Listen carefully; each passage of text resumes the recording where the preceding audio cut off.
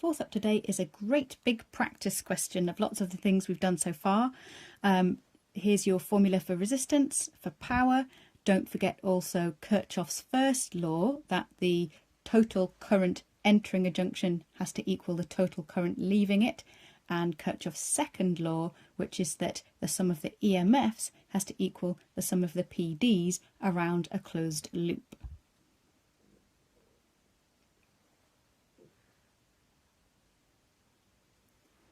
Okay, so first of all, it's Kirchhoff's first law. We've got 0.8 amps here, and then it splits. 0.2 goes this way, so that means that 0.6 needs to go that way. Next, we now know, so our 18 ohm resistor, we now know that the current through it is 0.6 amps. And so what is the voltmeter reading? Ohm's law, I times resistance and 10.8. We should really round to two significant figures for our final answer there, but remember that we use the unrounded value in our further calculations. And so now with Kirchhoff's second law, if we know that the PD across here is 10.8, then we know that the EMF is 10.8 because we've got a closed loop round here. So the total PD must equal the total EMF round that loop. Right, the next bit is quite involved. So we're going to first of all look at the resistor.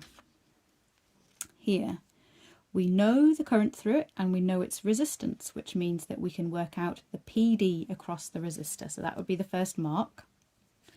But now we are using Kirchhoff's second law again.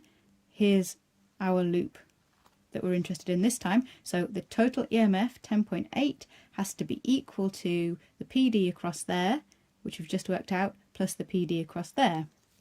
So the PD across the diode is going to be 10.8 minus the PD across the resistor, 1.6. And so then finally we now know the PD across here, and we know the current through it as well, and so the resistance of the diode comes out as 8 ohms.